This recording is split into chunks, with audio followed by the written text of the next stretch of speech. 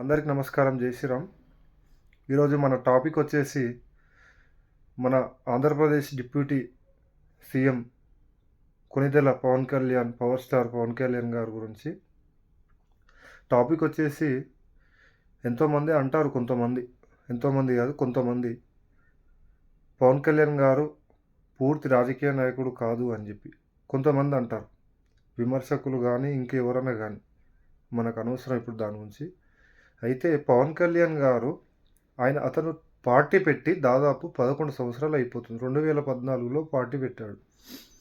అప్పటి నుంచి 2 సార్లు పోటీ చేసిన, 2 చోట్ల 2 సార్లు పోటీ చేసిన, ఓడిపోయినా కానీ వెనుకడుగు వేయకుండా, భయపడకుండా ముందడుగు వేసి ఈరోజు ఒక రాష్ట్రానికి ఉప ముఖ్యమంత్రి అయ్యాడు. మీరు గమనించగలరు, ఒక రాష్ట్రానికి ఉప ముఖ్యమంత్రి. ఇంకో విషయం ఏంటంటే, గర్వించదగిన విషయం ఏంటంటే, మన దేశంలో కాదు ప్రపంచంలోనే మెచ్చిన నాయకుడు నరేంద్ర మోడీ గారు పవన్ కళ్యాణ్ గారిని ఎంతో అభిమానిస్తారు. అభిమానించడం అంటే వీళ్ళిద్దరికి మంచి బాండ్ ఉంది. మొన్న జరిగిన ఎన్నికల్లో బీజేపీ గవర్నమెంట్కు చంద్రబాబు నాయుడు గారిని కలపడంలో ఎంతో కృషి చేసిన పవన్ కళ్యాణ్ గారు ఇప్పుడు ఈ విషయంలో ఈ గవర్నమెంట్ కలిసినందుకు ప్రభుత్వం ఉన్నదనే ఒక ఆలోచన ఎంతోమందికి ఉన్నది. పవన్ కళ్యాణ్ గారిని మోడీ గారు కూడా ఎన్నో సభలలో పొగిడారు. పవన్ నార్మల్ మనిషి కాదు, ఒక ఫైరు, ఒక తుఫాను అని చెప్పి ఎన్నోసార్లు పొగిడింది. అంటే వీళ్ళు ఎంతోమంది ఎన్నో పిచ్చి పిచ్చి మాటలు మాట్లాడినారు. పవన్ కళ్యాణ్ గారి మీద ఎన్నో విమర్శలు చేసినారు. కానీ పవన్ కళ్యాణ్ గారు నిజంగా మీరనుకున్నట్టు వీళ్ళనుకున్నట్టు ఆయన పూర్తి రాజకీయ నాయకుడు కాకుంటే 2 సార్లు ఓడిపోయినప్పుడు, లేకపోతే ఒక్కసారి ఓడిపోయినప్పుడు వెనుకడుగు వేస్తుండే. కానీ ఇప్పటి వరకు వెనుకడు వేయలేడు. ఆయన ధైర్యం చాలా పెద్ద గొప్పది. ధైర్యవంతుడు, సాహసవంతుడు, హనుమంతుని భక్తుడు. ఆయన వెనుకడుగు వేయడు. ఇప్పుడు కాదు, ఎప్పుడు ఆయన వెనుకడుగు వేయడు.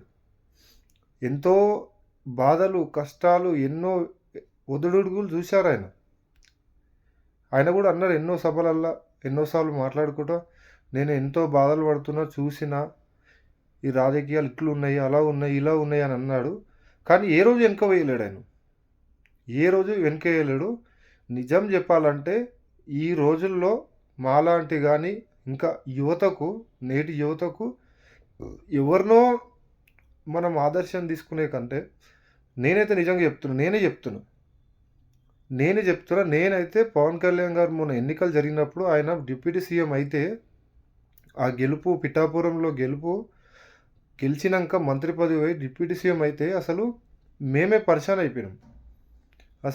అసలు రాజకీయ నాయకుడు అంటే ఎన్ని బాధలు పడతాడు, బాధలు పడ్డాక ఎలాంటి అవకాశాలు వస్తాయి అనేది పవన్ కళ్యాణ్ గారిని చూసినాకనే నాకు అర్థమైంది.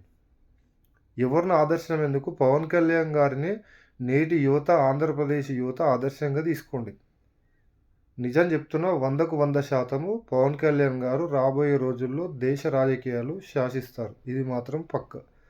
మోడీ గారి నాయకత్వంలో, మోడీ గారితోని పవన్ కళ్యాణ్ గారు ఉండి తప్పకుండా రాష్ట్ర రాజకీయాల్లో, దేశ రాజకీయాల్లో ఆయన చక్రం దింపుతారు. ఇప్పటికే కర్ణాటకలో మరియు మన తమిళనాడులో కూడా ఆయనకు ఎంతో ఫాలోవర్స్ ఉన్నారు. పార్టీ అనేది పెట్టినా పెట్టకున్నా ఇప్పుడు మాత్రం అక్కడ జనసైకులు ఉన్నారు. కాబట్టి విమర్శకులు, మనము ఎదిగేటప్పుడు ఎంతోమంది ఎన్నో విమర్శలు చేస్తుంటారు. నువ్వు గెలవనప్పుడు ఒకలాగా విమర్శలు చేస్తారు, గెలిచినాక ఒకలాగా విమర్శలు చేస్తారు. మొత్తం మీద అయితే విమర్శలు చేయకుండా రాజకీయాలలో ఉండరు. అది మాత్రం నాకు తెలుసు. నేను కూడా ఒక కౌన్సిలర్ పోటీ చేసిన కాబట్టి ఆ బాధ నాకు తెలుసు. నువ్వు చెడ్డ ఉన్న రోజు చెడు విమర్శలు చేస్తారు, మంచిగా ఉన్న రోజు మంచి విమర్శలు చేస్తారు. ఎట్లకెళ్ళి ఒక రాజకీయ నాయకుని విమర్శలు చేయకుండా ఉండరు. ఇదైతే తథ్యం. రాబోయే రోజుల్లో పవన్ కళ్యాణ్ గారు మంచి పదవిలో ఉండాలని అందరం కోరుకుందాం. భారత్ మాతాకి జై. జై శ్రీరామ్.